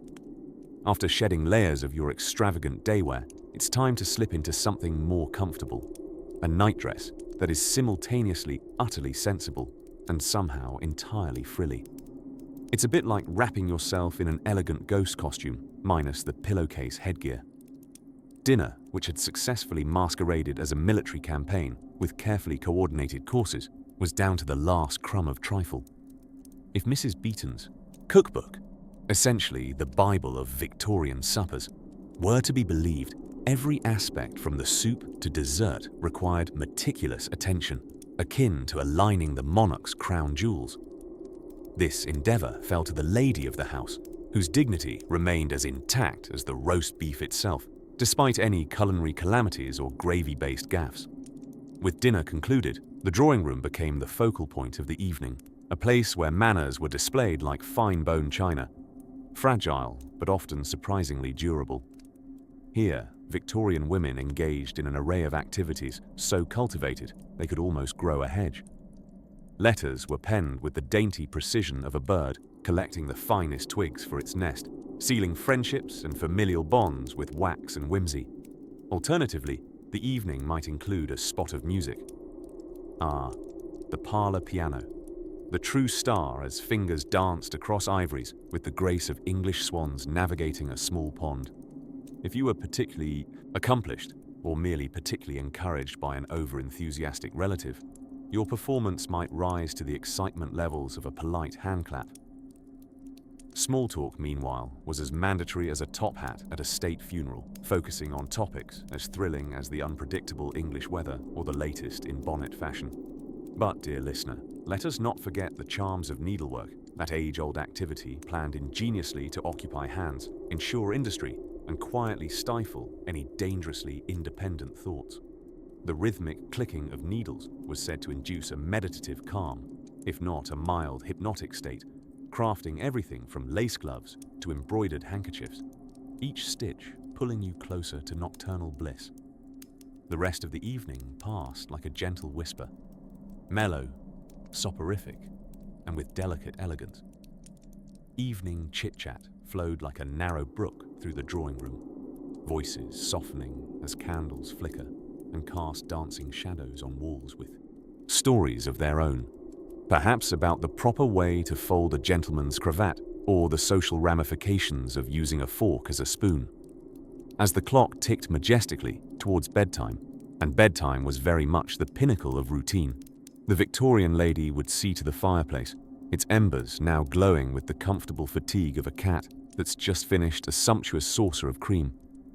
On frostier nights, This hearthside acquaintance ensured rooms remained as toasty as the mutton chops Uncle Theodore inexplicably insisted on discussing over tea. With cheeks pleasantly warmed by the fire, a cup of chamomile tea was perhaps in order to usher you gently towards slumber. The tea, prescribed with the restful intention to soothe and lull one into deep repose, worked as well on the mind as it did on the digestive system. It was, in every essence, liquid tranquility. Finally, our Victorian heroine would retire, beset by the day's occupations like a queen gently dethroned, her hair untangled from pins with the utmost care and diligence. She drifted into the realm of dreams, free to meander through landscapes beyond corsets, knitting and politeness, until morning returned her to the familiar rhythms of daily life. Let us pause here, at the threshold of night's domain, where sleep creeps in stealthily, as quiet as a mouse in the pantry, only to nudge open the door to the next set of Victorian secrets waiting to be uncovered. As the morning light timidly peeked through the lace curtains, its gentle glow fell upon the cluttered, yet somehow charming surface of a Victorian dressing table. In some alternate reality, we picture a Victorian woman named Ethel squinting into an ornate golden mirror while ensnared in the heady debate of the day, tea or coffee. But alas, Victorian women like Ethel had far greater and definitely more peculiar rituals waiting for them each morning. Picture Ethel, a connoisseur of quirkiness, as she embarked on her daily beauty, a marathon, a display that required the kind of patience only found in a chess match between two sloths. Each morning, she participated in her own version of the sport, rubbing her face with soaps that promised eternal youth, but smelled suspiciously like Granny's attic after a flood. If only a touch of arsenic in drop form hadn't been all the rage, keeping skin frightfully pale, yet efficiently toxic. After her toilette, a genteel breakfast awaited in the dining hall, where she narrowed the day's choices between oat porridge and, well, more oat porridge. With an enthusiasm comparable to selecting paint colors while colorblind, she nibbled her modest meal. Breakfast was less about culinary exploration and more about preparing mental fortitude for a daunting day filled with pleasantries and appropriate levels of disdain for the unfashionably faint of hat. Once the digestion phase was complete, which successfully involved shifting from tea to needlework infinitely more complex than your 5-year-old nephew's Lego masterpiece, the true adventures began. For the average Victorian lady, this might mean a polite assault on the garden. Ethel, being of noble mien, albeit questionable coordination, donned an empire waistgown more splendid than a peacock at a feather convention. Cruising through the garden paths, perhaps admiring Mrs. McGillicuddy's roses with a sniff more perfunctory than poetic, she engaged in mild anterior gossip. The harmonious tisk-tsking of the neighborhood acerbic chorus was truly a symphony like no other. The tawdry whispers of Mr. Whistlebottom's latest overspending made their rounds more consistently than baked goods at a bake sale. Afternoon called for intellectual pursuits. Ethel, ever the diligent amateur intellectual, perused the daunting newspaper sheets with headlines drastically farmed from imagination as much as newsworthiness. Such was the era's literature when combining an English degree and a fondness for alliteration produced articles of much forever ingenuity. All this paper-fueled pondering occasionally evolved into genuine conversation with Mrs. Puddington, down the lane, whose discussions on séances had led to untold social intrigue and a few awkward dinners involving levitating spoons. Later, hands dusted with flour, sugar, or miscalculated attempts at cultural relevance, staple social engagements like afternoon tea approached with the urgency of learning Latin before lunch. Tea wasn't just a beverage, it was an event, almost an extravaganza, with toweringly improbable layers of cucumber sandwiches served alongside biscuits that could double as dice in a game of what will make this less palatable. Finally, as the day drew into a dusky affair graced by gas lamps flickering with determination to keep shadows well behaved, Ethel prepared for the whimsically elusive evening routine. No grand occasion went unplanned. A right evening for theatre, perhaps, assuming invitations. were secured and corsets adjusted to their most approximately amusing comfort. Drawing rooms lit with optimism served guests whose ambitious applause often spanned from discreetly polite to markedly enthusiastic, provided there was sufficient sugar involved. As the day concluded, Ethel pondered tomorrow's array of challenges, sartorial complexities, and of course, the continuous saga of Mr. Whistlebottom's extravagances, with an elegant flutter of eyelids and an indulgent yawn. With velleities tucked firmly in powdered cheeks and slippers strategically placed, she slipped into that sweet temporality before sleep, dreams weaving tapestries of tomorrow's myriad Victorian nuances. And as we drift, leaving Ethel to her repose, the heart of the Victorian era subtly dials into the Cosgroves of whispered tomorrows. But what came next? Well, that would soon unravel with as much mystery as a Victorian riddle tied with a bonnet ribbon. And so we drift into another languorous day in the Victorian era, where shadow and light dance through the lace curtains of sprawling parlours, and time unfurled as languidly as the delicate blooms of the garden hydrangeas. Our focus today meanders toward a character who, although never quite the star of Victorian literature, played a role as essential as the poetry penned by the Bronte sisters or the fashion dictated by Queen Victoria herself. This, dear listener, is the largely unseen but stalwart Lady of Letters, the champion correspondent of her time. You see, during the Victorian era, the written word fueled connections like our modern social media feeds, albeit with a slower response time that would send any Twitter user into a frenzy. Our protagonist, let's say her name is Edwina, would awake to find her morning ablutions interrupted not by the jingle of a notification bell, but by the arrival of the post, a cascade of neatly folded envelopes inscribed with swirling script. Compared to our buzzing smartphones, these letters pulsed with a gentler urgency, arriving at a pace conducive to languorous stretches and a few extra sips of morning tea. But Edwina was not just a slave to her textually inclined social circle. With the precision of an 1800s ink-stained sharpshooter, she armed herself with a quill designed to look suspiciously like an elegant weapon. The art of letter writing wasn't merely about conveying messages, it was a canvas for elaborate expressions of wit, a reservoir where real-life dramas unfolded just as keenly as those on stage, and a stage for subtle, carefully delineated flirtations. Think Regency-era Jane Austen, with an occasional Victorian tweak. As she settled into her favourite armchair by the window, the sun casting a gentle glow over her correspondence cluttered desk, Edwina would draft elaborate accounts of the week's events.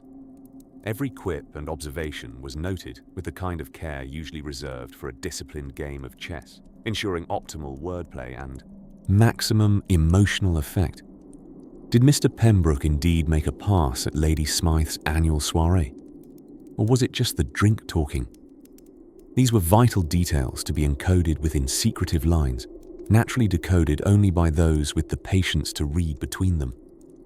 The practice of epic lettercrafting often meant Edwina had to carefully choose her stationery.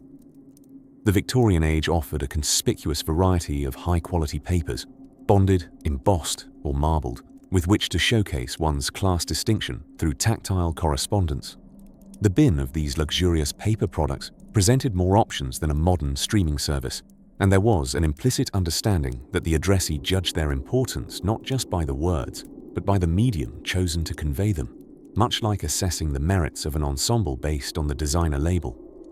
The task of letter writing was a social obligation, a sophisticated exercise, and a refined pastime wrapped into one. It provided the rituals both of shared confidences and of collected wisdom. Wisdom that Edwina would sprinkle from the pages into the fold of her own thoughts, much in the way one might plant imaginative seeds in the fertile garden of one's mind. Interestingly, as Edwina drafted her latest epistle, we can imagine the mischievous twinkle in her eye as she pondered her next quip, a poke at dear Agnes for declining yet another picnic invitation. Why travel to the coast when one could have cucumber sandwiches in the safety of one's own drawing room? Of course, the subtext was richer than Devonshire cream. As the afternoon hours whiled away, Edwina might set aside her quill and envelope glue, only to resume by candlelight in the depths of the evening, when the world quieted to the sound of churning crickets and distant carriage wheels on cobbled streets. Her letters would emerge quietly, ready to travel far beyond the confines of her own parlour, sharing secrets and pleasantries, and perhaps leaving a smirk or two on the faces of their recipients. Thus, Edwina, in her quiet, pensive moments, has carved out a likeness of her reality, with each stroke of her pen against the parchment. A sanctuary where the mundane is captured with amusement and wry detachment. As the candle burnt lower and her eyelids grew heavier, she felt the soft embrace of the approaching night's repose. Her thoughts drifted toward what tomorrow's epistles might bring, signifying stories of ever-evolving friendships, subtle rivalries, or the intricate ballet of societal norms. And so, without haste, we too shall linger before moving forward, poised on the threshold of a new insight, ready for another gentle plunge into the dreamlike archives of history. Victorian women, despite their corseted constraints and societal expectations, had the uncanny ability to squeeze adventure out of the most mundane tasks. Take, for instance, the daily ritual of menu planning. In a world devoid of Amazon Fresh or handy refrigerators, this was no simple task. Picture our heroine seated at the breakfast table, the morning sun casting a golden hue on the dainty rose-patterned china, while she meticulously plans meals for the week ahead.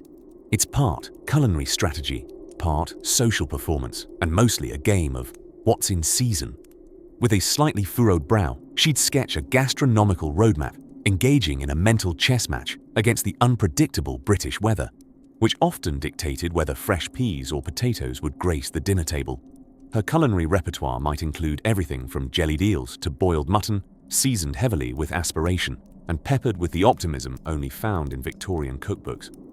Speaking of cookbooks, our industrious ladies often turn to the Victorian domestic goddess herself, Isabella Beeton. A phenomenon beyond her lace crinoline, Mrs. Beeton's compendium resided on every respectable kitchen shelf, churning out advice on everything from aspic molds that might terrify a modern palate to chilly dessert glaciers best suited for hot summer days. Or so thought Mrs. Beeton, who had an uncanny optimism about the British climate. On particularly adventurous afternoons, bold ladies might venture beyond the stately manor to the local market. Clad in their best walking gowns, they'd inspect produce like treasure hunters of the high seas, giving the occasional cabbage a gentle squeeze as if it might yield emeralds. Haggling was an art form as Victorian as top hats, a spirited negotiation done with the grace of a ballroom dance punctuated by side-eye exchanges over the price of oysters or the freshest loaf of bread. Once home, the day's haul would be emptied in the kitchen, an event accompanied by the original sizzle of Victorian ASMR, a crackling hearth, the satisfying thunk of a knife against a wooden chopping board, and the harmonious clattering of pots and pans. And just like that, the kitchen transformed into a theatre in which the household cook surely deserved a standing ovation for merely deciphering the ever-detailed instructions like, "Stir it well." Undeniably, the most Victorian of vague commands. But it wasn't all food and festivities. When not orchestrating the household menu or bravely venturing to market, our industrious women turned their attention to correspondence, the 19th century equivalent of binge-watching a series of viral YouTube videos.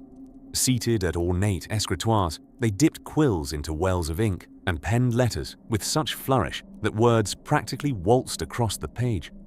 Whether recounting the latest local gossip or exchanging heartfelt pleasantries, this was social media without the digital footprint.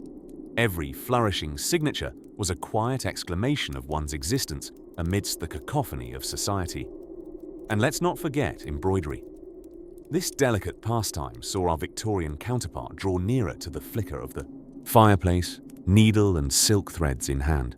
With every gentle poke and pull, images of florals and fauna bloomed on linen canvases, each stitch a testament to patience and precision that could rival any watchmaker's. It was through this soothing act of creation that dreams were spun, in colour and in silence, under the attentive glow of gas lamps. As twilight draped its velvet cloak over the countryside, these endeavours would slowly wind down. Menus planned, provisions secured, correspondences sealed, and embroideries packed away. A day well spent by any Victorian standards. And so, dear dreamer, it is time to join the ranks of these industrious women as you lay your head upon a pillow of down and drift into your own nightly reveries. Tomorrow brings new adventures in a world where the ordinary and the extraordinary dance together like shadow and light in the grand waltz of time. As the London fog curled around lampposts like a well-worn shawl, a day in the life of a Victorian woman unfolded with all the grace of a waltz and perhaps a touch of slapstick. Victorian women often wielded fancier corsets than Batman's utility belt, traversed a day layered with both societal norms and personal quirks, much like a Victorian trifle, deliciously complicated and occasionally wobbly. The morning began quietly but with purpose, as misty dawnlight slipped through window drapes with majestic reticence.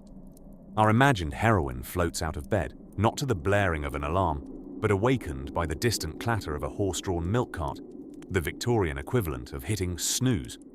Her first task was the gargantuan expedition known as dressing. If you thought putting on socks was a chore, imagine the intricate dance with lace and buttons involved in donning a crinoline, where every loop and toggle is a step in the grand tomfoolery of morning gymnasts. With elegance careening between the refined and the ridiculous, she emerges from the elaborate, stitchery like a butterfly. Breakfast is a genteel affair, consisting often of porridge kissed with cream and a much-anticipated cup of tea, brewed so strong it might just turn a spoon into a diving board. Soon the morning transforms into a carousel of social obligations. She might have hosted a salon, a tête-à-tête where intellect paraded with cleverness, served with a side of dry wit. Shakespeare argued that all the worlds are stage. Victorian parlours were the very epicenter of this grand performance. Here, ladies swapped verses and conspired over séances. One might wonder if they ever attempted to summon a spirit solely to tidy up. Of course, any flirtation with the supernatural was tempered by the need to uphold reputations as prim as their bustles. There were letters to write, correspondence polished to the sheen of a well-darned stocking.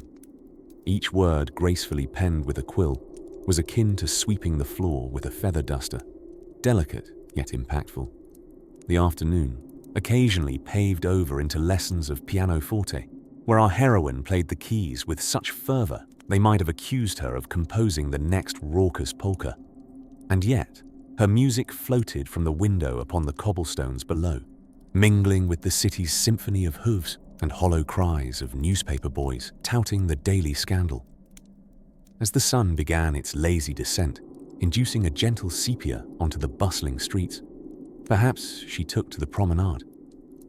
Victorian women knew that walking was more than an exercise. It was a statement, a chance to parade one's fashion, to network without Wi-Fi, making sure each step was as calculated as the leap of a social hurdle.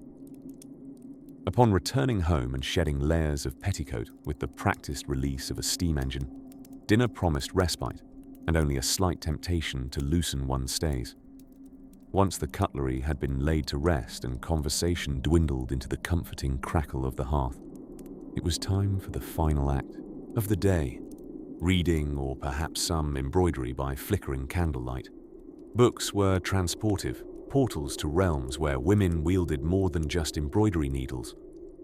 Our Victorian woman, lost in the lines of Austen or the brooding narratives of Dickens, might consider them akin to today's scrolls through social media, and far less likely to induce envy or existential dread. And so, gently woven into the tapestry of her bed, dreams bordered the waking world with a timeless seam.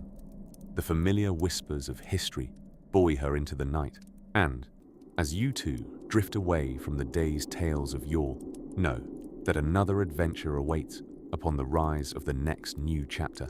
As the sun gently caressed the rooftops of cobblestone streets, Victorian women prepared for the evening with a ritual as sacred as their morning tea.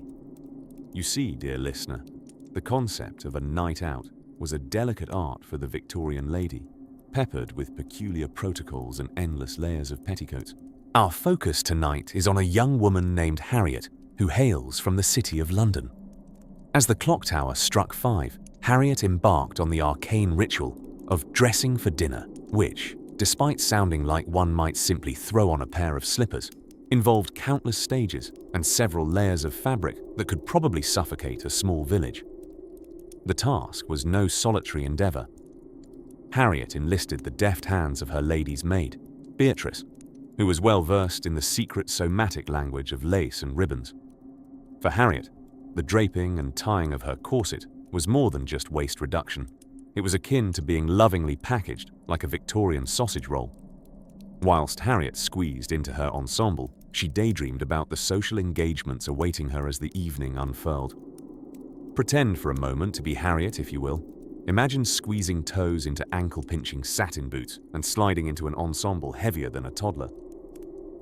There's a certain elegance in restriction, isn't there? The dinner party was a twilight affair, stationed at her uncle's gabled manor, a place with the charmingly deceptive, cozy quality of a small village library, but with chilblains inducing draughts and chandeliers more labyrinthine than the Minotaur's maze. Once there, guests partook in delicate nibbles of mincemeat pies whilst balancing lively repartees about the weather, which, given Britain's climate, was hardly ever as lively. Here, ladies and gentlemen simulated interest and enhanced boredom with equal finesse. A jest, no doubt about the dullest of topics like tax reform or Mr. Fiddlewood's moustache, might be whispered, causing a ripple of genteel chuckles, the equivalent of today's LOL in a time before the internet, rendering everyone as expressionless as a particularly restrained hydrangea. Harriet would engage, listening intently, though her thoughts often drifted to the evening's next chapter, the pièce de résistance for any social calendar, the ballroom. Oh, sweet symphony of cardigans and carpet. Picture our proficient Harriet once more in full regalia, parading carnivalesque across polished floors. There, in the parlour's glow, the night waltzed on to the rhythms of a modest string quartet, a quarter-past overture, and barely 9 beats past nightcap. Menfolk polished in top hats exchanged pleasantries about future political endeavours, an escapade comparable to watching milk curdle. Women, keen to show their sophistication, navigated the social labyrinth with the sharpest of wit, wrapped in the fluffiest of finery. In this delicate choreography of courtship and critique, Harriet pondered the evening's real hero, the institution of calling cards. Ah, the precursor to the Instagram story. One simply had to leave a little gilded card at the door to announce one's visit, creating a social tapestry that made even the most hermit-like appear outgoing as letters spelled out Monsieur So-and-so on satin-lined trays. It was amidst such rhythms and customs that Victorian women, like our dear Harriet, artfully navigated their nights. The halls were filled not with whispers of rebellion or change, but with the quiet rumble of etiquette, upheld dutifully above all else. With the hour growing dim and dreams pulsating faintly at the edges of consciousness, the dinner party drew its gentle curtain. Harriet, now a testament to the artful endurance of fashion, bade farewell to conversations on the viscosity of tadpole soup and the curious invention of indoor plumbing. As the cool evening air enveloped her on the carriage ride home, she pondered on the day's delightful absurdities.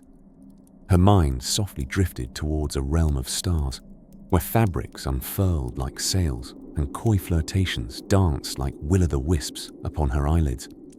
And as our dear Harriet slips back into the arms of unconsciousness, we too tuck our tails close, pulling the sheets of history up to our chins as the night's final lullaby hums us toward a cleansing sleep, sound and ancient as the whispering winds of Victorian dreams.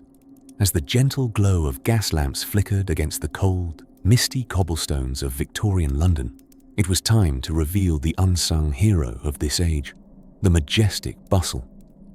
Now you might imagine bustles as merely those peculiar enhancements that gave dresses a lively wiggle and a rather unfortunate resemblance to camels.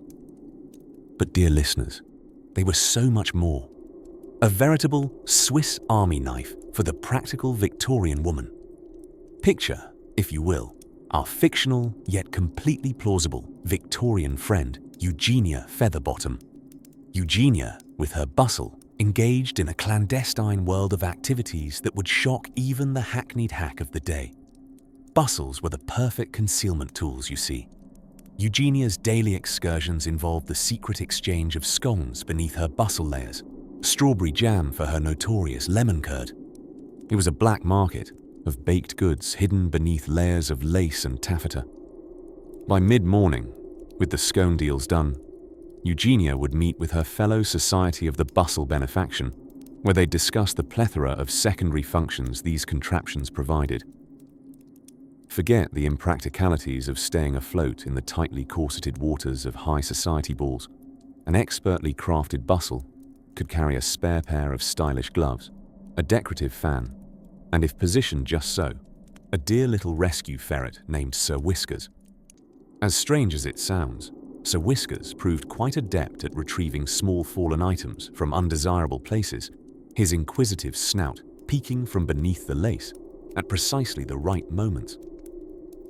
Of course, it wasn't all secretive meetings and smuggled scones, for there was the afternoon promenade, a tradition as staunch as crumpets at tea time. The promenade was an opportunity for society's elite to walk their peacocks, or was it peacock their walks? Regardless, the bustling bustle proved essential. The most daring of women had taken to competitions of sorts, ingeniously decorating their bustles with the flora and fauna of the age. A topiary of sorts on the move. One could only imagine the tales told by local pigeons about such a parade of feathers and foliage. As daylight waned and theatres buzzed with velvet-clad patrons, Eugenia's social calendar demanded a bit more than bustle brilliance. It needed wit. Within the scandalously large pockets of her evening bustle, she carried tiny levies of wit. These were satirical scribblings, ranging from poems to caricatures of the very society she so elegantly navigated. When the play's plot lagged, or the conversation with Lord Suchanso became particularly dull, out came the scribblings, offering a gentle yet astonishingly effective antidote to ennui. After all, a well-timed jest or cleverly penned view was the era's secret to turning tedious moments into delightful exchanges. Our dear Eugenia experienced great joy at these gatherings, not just through wit and bustles, but the delicious thrill of mild rebellion. For as you must know, beneath each tiered petticoat was untold potential for mischief. Her bustle was whispered to conceal a discreet collection of banned French novels, and even a snippet of what would one day become a bicycle frame, a tribute to the quiet defiance of restrictions set upon women venturing beyond their designated societal gears. And so, as the evening wrapped up with a gentle mist of toasts and the echo of piano serenades lingering in the air, Eugenia's day ended as it began, enveloped in the subtle mysteries of her daily uniform. Her bustling decisions, with the day's memories tucked within, served as silent challenges to conventions wrapped in cocooned whispers. Tune into this slumberous tale in quiet anticipation of the charming morning escapades yet to unfold, where dawn's light will shine again on another day filled with whispers of whimsy and the soft rustle of historical fabric. For tomorrow promises yet another delightful tapestry woven with threads of the possible and the impossible, a gently rising tide pulling you nearer to dreams wrapped in the soothing murmur of a bygone era. As dawn crept gently into the quiet streets, casting its soft, peachy light over cobblestones and curling ivy, a peculiar ritual unfolded in the sleepy households of Victorian women, the mandatory morning duel of threading various corsets. Yes, dear listener, as you snuggle into the embrace of your cozy blankets, imagine slipping into a garment that required the kind of contortions normally reserved for an Olympic gymnast. But fear not. Our Victorian sisters were nothing short of experts at this sartorial ballet. Far from the modern-day monotony of pajama-clad breakfast, Victorian women embarked on the grand daily adventure of selecting precisely how tightly to fasten their personal cages. A mere breath, enough to permit a gasp. Choices, you see, were quite pressing, and the corset was both friend and foe, a snug hug that's always just a squeeze too much. Breakfast followed, a serenity broken only by the bustling clatter of servants, clothed in the mysterious colors of duck blues and apricot creams, who whisked away breakfast platters with the grace of a moderately caffeinated ballet troupe. What did they feast upon, you ask? Porridge so stiff it could serve as a Dickensian paperweight, and toast, crisp enough to persuade the stoutest of teeth to tread lightly. Post-breakfast, Victorian women faced an ethical conundrum disguised as a leisurely activity, the art of letter writing. Armed with their quills and ink, a volatile duo in the prescriptive world of starched table linens, ladies crafted missives to their confidants. These letters were vehicles for the subtle apocalypse of gossip, written with a linguistic flourish that could somehow embroil poor Mr. Wigglesworth's unfortunate garden shears incident into a veritable novel. Now, you might be wondering about our esteemed Victorian ladies' pursuits post-noon, daring intellectual salons where topics as pressing as the correct number of flounces in a skirt or the appropriate reaction to an unexpected hiccup were earnestly debated. With steely resolve, they tottered, cautiously mind you, in skirts about as forgiving as an irritable butler, into these parlor assemblies. Here, amidst bonneted heads and lace cuffs, they delved deep into discussions that today's most rigorous book clubs would find mind-bogglingly intricate. As afternoon edged cautiously toward evening, Victorian women had yet another quest: the drawing-room visit. Here they would grace each other's homes, bringing an air of casual propriety and leaving behind meticulously wrapped parcels of their very best judgments. Conversations often started with mild weather observations, inevitably escalating into fervent protestations of concern regarding an acquaintance's shocking bolt of silk the shade of plum, known to cause quite the chaos at assemblies. Then came the precious pocket of afternoon tranquility, needlework. With deft fingers, they manipulated embroidery hoops, crafting intimidatingly complex tapestries and lace that obeyed the laws of beauty but not always physics. These sessions also served as an unofficial polling station on the crucial issues of the day.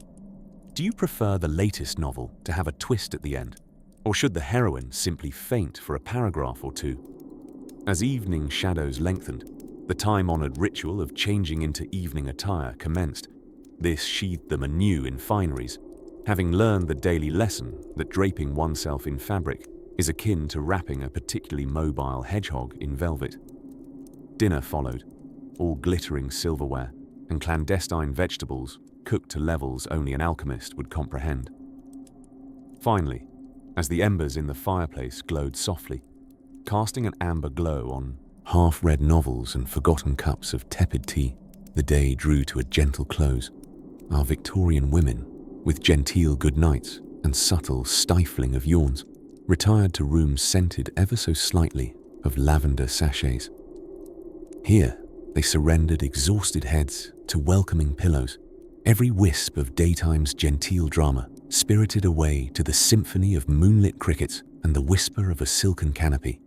And thus, as the echoes of their day drifted away on a soft zephyr, our fair ladies of yore contentedly drifted into slumber, leaving us to imagine the whimsical paths they might wander beneath the heavy cloak of another era's dreams, teasing us gently toward our own dream-laden shores. As twilight descended upon the quaint, cobblestone streets of 19th century England, the Victorian woman found herself amidst a most peculiar ritual befitting her era. Tea time, a moment so sacred that even the fiercest of storms would hesitate to disrupt it. Tea time in the Victorian age was not just a mere beverage break, but an elaborate, theatrical performance staged within the cosy confines of one's parlour. Our heroine of the day, Miss Lilibeth Butterworth, navigated the elaborate dance of tiny sandwiches and dainty china teacups with the finesse of a seasoned actress. As the clock struck 4, the parlour became a veritable jungle of floral upholstery and lace doilies, the perfect set for today's act. Lilibeth's parlour looked like something out of befuddled dreams. Every surface was adorned with intricate knickknacks from intricately carved ivory elephants, which only made sense if you'd lived an exciting but improbable life, to peacock feathers that had somehow escaped their owner's less ostentatious peers. This was the real empire upon which the sun never set, the empire of fabulous clutter. But the tea. The seemingly simple act of sipping tea was layered with enigmatic implications and unspoken hierarchy. The brew, often fortified with a dash of milk and precisely 3 sugar lumps, a peculiar currency of social acceptance, was always accompanied by a delightful array of sweets that could cause the marvel of Marie Antoinette herself. As Lilibeth's closest confidants nibbled on shortbread and exchanged pleasantries more polished than a royal tiara, the conversation inevitably turned toward the night's charity gala, an event as unavoidable as it was utterly incomprehensible. Yes, charity, where generous souls gathered under the guise of benevolence to boast the size of their hats and the breadth of their riches while sipping on the finest punch the mansion could afford, which, amusingly, consisted of ingredients abundant enough to flavor all of Europe. The gown debates were fierce. There was Lady Prudence, savoring her tiny sandwich with the same gusto she would display while discussing the merits of her third-best ball gown, a garment of such astonishing size and shape that it required its own gravitational postcode. Yet, what drew the most spirited discussion was the notion of whether such pomp was necessary, or merely Victorian women claiming their place as the harbingers of stylistic diplomacy. Amidst the delicate clinking of teacups, Lilibeth took a moment to ponder the art of Victorian social intrigue. By anyone's measure, it was a masterclass in subtlety, where battles were fought with pointed glances and truces brokered with the gentle tinkling of teaspoons against porcelain. This was their world, one where social climbing was as breathless and precarious as one of the Queen's own Highland pursuits. Tea time progressed, and the evening stretched its languid fingers across the velvet drapes of Lilibeth's parlour, softly reminding the ensemble of its own history and progress. With each sip, they wrote lines in their bespoke chapters, proving once again that history wrote itself not only in grand gestures, but in the gentle murmur of women plotting and planning their proper place within it. And so, as the soft chimes announced the end of their gathering, these women of intricately woven tales prepared to transform once more, from the dainty parlour butterflies to the magnificent peacocks they'd become by the time the charity ball had unfurled its silken banners to the world. But before they ventured into the evening's grand festivities, the winding clock, that steady heartbeat of Victorian routine, gently reminded them of their departures. With warm farewells and promises of morning calls as serene yet earnest as a passing cloud, they departed, leaving Lilibeth with a reflective heart and a desire to prepare for her next act in this whimsical theatre of existence. As the shadows deepened and the gas lamps outside began to flicker alight, Lilibeth leaned back into her chair, cotton of the evening gown soft against her skin. Tomorrow brewed on the horizon, promising more stories in this tapestry of Victorian life, filled with more secrets and subtle humour tucked into each sleeve, waiting for the right hour to step into the limelight once more. As the Victorian evening fell and its whimsical gaslights turned streets into an amber-lit dreamscape, our heroine, Miss Edwina Havisham, embarked on her nightly ritual, one that many Victorian women might recognise with a nostalgic grin. Following dinner, a spread that included precisely 3 suspiciously gelatinous dishes, Edwina found herself engaged in the delicate art of embroidery. Yes, the Victorian woman could not possibly let her mind wander unoccupied, lest she accidentally invent the New Woman movement a decade too soon. So, embroidery it was. And tales to tell, Miss Havisham's cushion covers were a veritable tapestry of unspoken sarcasm. A bouquet of flowers became all the merrier with a few secret thorns included for dramatic effect. As the needle danced through fabric, Edwina's thoughts flitted to her afternoon's expedition, dosing the houseplants with the latest creation from the apothecary, Aunt Ethel's patent floral tonic, promising blooms as robust as a stalwart Victorian adventurer's moustache.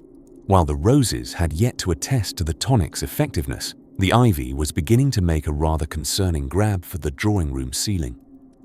Before long, the cuckoo clock, a marvel of craftsmanship that tirelessly announced the top of each hour with an enthusiasm known previously only to wayward bagpipes, declared it time for Edwina's evening stroll in the parlour gardens. Here, she could contemplate the savage plight of her fern's delicate fronds, with revelations about the cosmos accompanying her as reliably as her shadow. Stepping into the crisp night air, Edwina mused over the gossip du jour. The neighborhood had been whispering that Lady Margaret's prize Persian cat, Count Whiskertop, had lapped away an entire dish of sedative laced cream intended for the pug who fancied himself queen of the vegetable garden. Indeed, it was said that the previously ponderous count had spent several dizzy hours enthusiastically narrating the vibrant tales of the streets to a very bemused-looking sparrow. Returning indoors, Edwina found herself next to a beloved companion, her pianoforte. This venerable instrument was more than an artistic outlet. It was her soundboard, quite literally, for all her musings and ponderings. As her nimble fingers coaxed notes from ivory keys, she pondered the spirited revolutionaries across the channel, already setting the stage for what would soon become the Belle Époque. Surely, there was some great cosmic jest in watching progress garland itself in fancy lace while claiming simplicity. But an evening routine could not be complete without at least a nod to literature. Edwina's choice tonight, the serialized adventures of none other than Miss Florence Flaskett, a fictional sleuth who had taken the bookshop by storm. Amusing with just a touch of intrigue, Miss Flaskett's seemingly mundane, Victorian life was peppered with curious incidents, a fact that mirrored Edwina's knowledge that beneath every soft ruffle and high collar lay immeasurable wit. And now, as the clock strikes an impish number that suggests the threshold of midnight, Edwina retires to bed. Snuggling under her many layers of quilts, each embroidered with the silent wit of evenings past, she contemplates the small yet undeniable power of a day on her terms. Tomorrow might bring new fads, more peculiar events, and society intrigue that would make the Queen herself raise a regal eyebrow. But tonight, in this plush cocoon of time, the adventures were of her own making. With a last gentle flicker, the gas lamp surrendered to a soft darkness, speckled with the faint glow of a London night, and as sleep tiptoed closer, Edwina smiled knowingly. Another day would bring another chapter in this whimsical tale called life, a tale both relentless and charming. It feels just about the perfect moment to drift seamlessly into the realm of dreams, where Victorian ladies waltz effortlessly with the absurdities of history wrapped in a cozy, chuckling embrace. As our tranquil journey through the lantern-lit corridors of history draws to its inevitable conclusion, let us unfurl the final furls of Victorian women's daily fabric, a tapestry woven with quiet ambition, metamorphic ingeniosity, and an occasional bout of spirited tea-drinking. Imagine, if you will, the tail end of a Victorian day, a twilight hour where both corset and candle come to rest. Our dear Victorian heroine, having waded through the day's societal streams with aplomb, now settles into the evening with an activity both quintessential and clandestinely empowering, the art of letter writing. Seated at her walnut escritoire, which creaks ever so gently as if whispering its own ode to history, she dips her quill into ink as dark as the night unfolding beyond her window. Her correspondence is far from mundane. It's as much a battlefield of intellect as it is a missive of meticulous manners. Her letters, woven with the intricate lace of wit and wisdom, travel the postal routes of the empire, carrying thoughts that subtly challenge the very footnotes of societal norms. While the ink dries, our Victorian protagonist leans back, reflecting on the quiet revolution encrypted within the postal envelopes of old. How words on parchment have the power to span oceans and lifetimes, far beyond her immediate circle of embroidery enthusiasts and the occasional philosopher who may or may not have overly romanticized the advent of the steam engine. Ah, but hark! The clock ticks ever onward, signaling the encroachment of bedtime. Before the household is hushed into the tender grip of midnight, there's one humble ritual left to perform. In the parlor, our heroine spends a few cherished moments with her family, or those cousins who have somehow achieved semi-permanent residency, rendering them eligible for a small bowl of pudding, if not an entire inheritance. It's these evening gatherings that stitch together the social fabric of Victorian society. Amidst the flickering glow of the fireplace, there might be a melody sweetly rendered on the piano, or a chapter read aloud from the works of Mr. Dickens, his ponderous prose serving as the weighty lullaby of an age enchanted by intrigue, yet familiar with the gentle art of napping. Back in her chamber, our Victorian adventuress prepares for slumber. She casts a discerning eye over her surroundings. Thick drapes, a sturdy four-poster bed, and perhaps a curious bedside novel about a governess who falls in love with her brooding employer. Sound familiar? It seems even bedtime stories of the day took delight in rich emotional entanglement, as though to say, "Why not sleep on it, dear reader?" As she divests herself from cumbersome garmentry, not a task for the faint-hearted, as anyone acquainted with the Gordian complexities of petticoats can attest. Her thoughts wander through the tranquil corridors of twilight. The bountiful days and those brimming with quiet contemplation are drawn together, like the folds of her drapery, into a single tapestry of experience. And so, she curls beneath her blankets like a cat in a cradle, the day's echoes softly receding behind the velvet veil of night. Perhaps tomorrow will usher in a host of new challenges, more elaborate than a baffling upholstery pattern and messier than a maltreated trifle, but always with the promise of progress, the kind quietly cultivated by women who dared to dream beyond the parlor walls. Here, in the muffled glow of a bedside lamp, reality and reverie merge under the gentle arch of the midnight hour. In this final chapter, the sounds of the Victorian night, a distant clip-clop of a horse-drawn carriage, the soft creak of a settling house, and the gentle snores of a well-fed dachshund compose a lullaby of sorts. And as our Victorian diary gently closes, sealing today into the gentle embrace of yesteryear, we too find ourselves drifting softly into the realm of sleep, carried on whispers of history and the soft rustle of pages turned, one softly unfolding moment at a time. Good night, dear listener. May your dreams be as vibrant and whimsical as the stories spun by those who dreamed them first.